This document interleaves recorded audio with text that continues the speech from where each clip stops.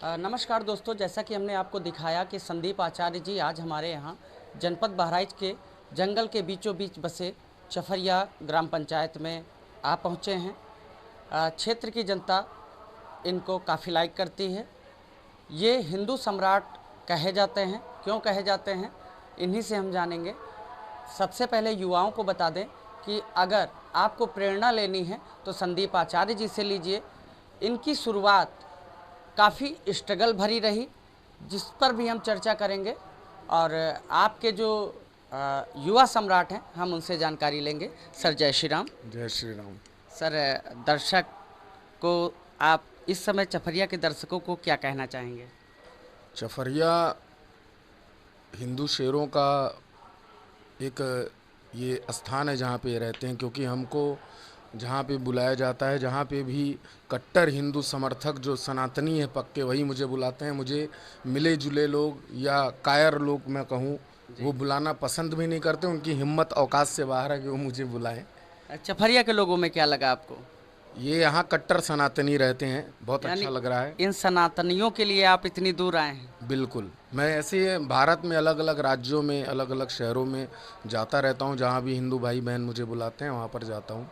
जो युवा गायक उठ रहे हैं, संगीत में उनकी रुचि है, आप उनसे क्या कहना चाहेंगे? उनके प्रेरणा के लिए, उनको प्रेरणा देने के लिए क्या कहना चाहेंगे? युवा गायक जो आज क्या पहले भी जो आ रहे थे समाज में नए नए, आज भी आ रहे हैं। अभी भी उनका मेन उद्देश्य पैसा कमाना है। जागरण में आते हैं, जी जैसे जागरण में आजकल आप किसी कलाकार को देखिए तो नॉर्मल सभी गायक आते हैं। जी तूने मुझे बुलाया शेरा वालिए, चलो बुलावा आया है, गाते हैं, सुबह पेमेंट लेंगे, पार्टी से चले जाएंगे। जी मेरा मानना है कि कलाकार को भी धर्म में कुछ अपनी भूमिका निभानी चाहिए। समाज में जो चीज़ें हो रही हैं, जैसे कृष्ण जन्मभूमि का मुद्दा हो, जी राम मंदिर का मुद्दा हो, गौ हत्या का मुद्दा हो, हिंदू राष्ट्र का मुद्दा हो, रोहिंग्या घुसपैठियों का मुद्दा हो, ये सारे जो धर्म और देश से जुड़े मुद्दे हैं, इन मुद्दों को धार्मिक मंच पर ही उठाना चाहिए, ऐसा मुझे लगता है।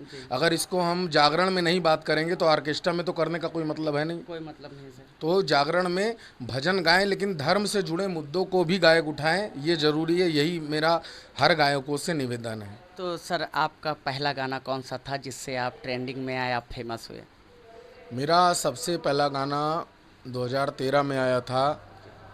साजिश करते रह जाओगे खुद मंदिर बन जाएगा, अयोध्या राम मंदिर के ऊपर था, जी जो हिट हुआ था, काफ़ी हिट हुआ था, बजा था 2013-14 में। जी। सर, आपको योगी जी से मिलना हुआ, मोदी जी से मिलना हुआ, तो उनके द्वारा आपके लिए क्या कथन थे?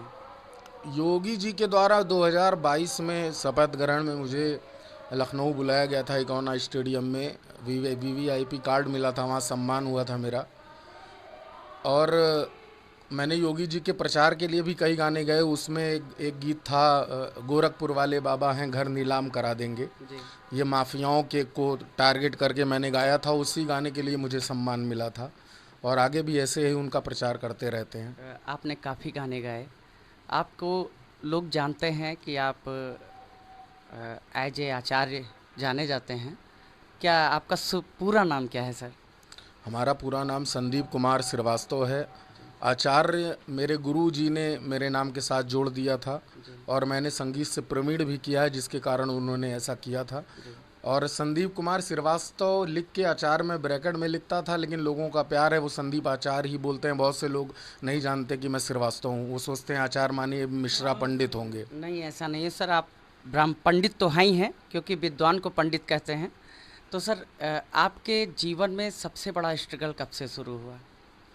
स्ट्रगल तो मेरा पूरा जीवन ही स्ट्रगल रहा है। जी मैं बचपन से ही गाता था। जब 5-6 साल का था तो तभी से गाता था भजन वजन, लेकिन प्रोग्राम नहीं करता था। 95 में मेरे पिताजी की डेथ हुई। जी तब मेरी उम्र 11 साल की थी। 11 साल की उम्र में ही पिता का साया सर से उठ गया था। तो जीवन पूरा स्ट्रगल में ही बीता है। 2002 से मैं प्रोग्राम करना शुरू किया हूँ, आज जी 23 साल हो गए। नाम तो 2014-15 से हुआ। तो स्ट्रगल काफ़ी किया, बहुत से लोगों की प्रताड़नाएँ झेली, बहुत से दर्द देखे, दुख देखे। सर, आप खुले मंच से जो है गाली भी दे देते हैं, तो क्या लगता है आपके दुश्मन तो काफ़ी होंगे, कभी खतरा महसूस हुआ?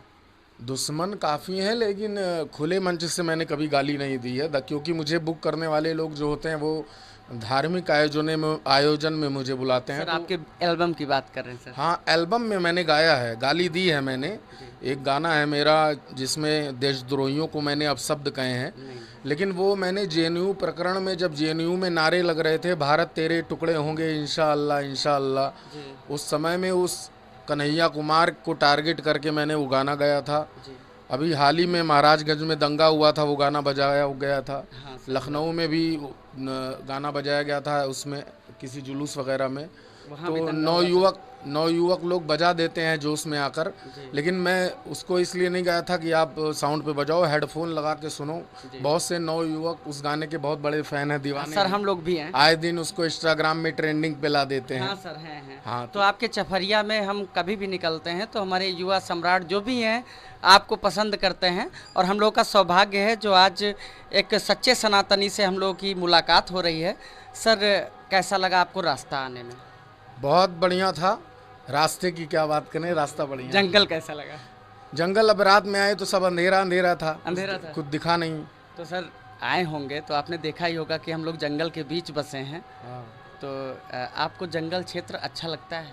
जंगल क्षेत्र किसको अच्छा लगता है, कोई चाहेगा कि जंगल में रहें? बिल्कुल सर, क्योंकि आपको नहीं अच्छा लगता, हम लोग को अच्छा लगता है, क्योंकि हम लोग यहाँ रह रहे हैं। तो क्या कतनिया विजिट करके जाएंगे? उत्तर प्रदेश का दूसरा राष्ट्रीय उद्यान है। इधर प्रोग्राम लगातार लगे हुए हैं, तो कीर्तनिया नहीं जाएंगे यहाँ से घर ही फिर, क्योंकि कल फिर प्रोग्राम है, परसों है, नरसों है। यानी कि आपका शेड्यूल बिजी है। कीर्तनिया फिर आएंगे तो घूमने आएंगे कभी। तो सर आज स्पेशल क्या होगा चफरिया वालों के लिए? स्पेशल अब ये तो मंच पे पहुंचने के बाद प्रभु राम की कृपा होती है, जैसा मन में आ जाए, जैसा मूड बन जाए, उसी तरह से होता चला जाता है। अपने सनातनियों से आप क्या कहना चाहेंगे? हमारे सनातनी जागे हुए हैं, ऐसे ही 2027 में फिर से जागरूक होकर योगी जी को उत्तर प्रदेश में तीसरी बार मुख्यमंत्री बनाएं, यही सबसे प्रार्थना है, निवेदन है। यहाँ चफरिया में पहला संपर्क किससे हुआ आपका? पहले हमारे तरुण भाई हैं जी, जिन्होंने हमसे फ़ोन कॉल पर संपर्क किया, यहाँ के लिए आमंत्रण दिया। इनके ही कारणवश यहाँ पर समझ लीजिए सौभाग्य मुझे मिला कि मैं यहाँ पर आऊँ चफरिया में पहली बार, और यहाँ से हिंदुओं से मेरा मन मिले, एक दूसरे से मुलाकात हो सके।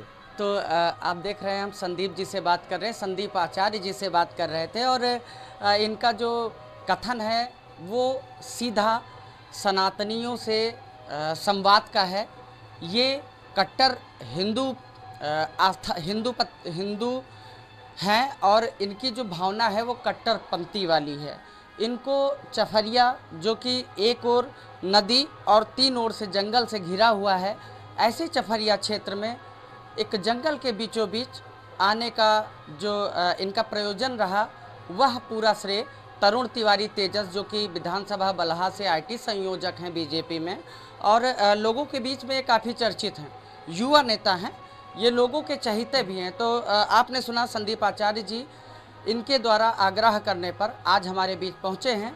यह चफरिया वालों के लिए एक बहुत बड़ी गरिमा का विषय है, और कहीं ना कहीं हमारे जो चफरियावासी हैं वो इनके गाने को सुन करके धन्य होंगे, क्योंकि युवाओं के और हिंदू वर्ग में सनातनियों के जुबा पर अगर कोई गाना रहता है तो संदीप आचार्य जी का रहता है। आपने देखा, आज हमने इनकी सरलता को पहचाना। ये किसी से विरोध नहीं करते, ये किसी से घृणा नहीं करते, बस अपने सनातनियों को जगाने का काम करते हैं। जुड़े रहिए और देखते रहिए नेशनल न्यूज़ लाइव, सच तक।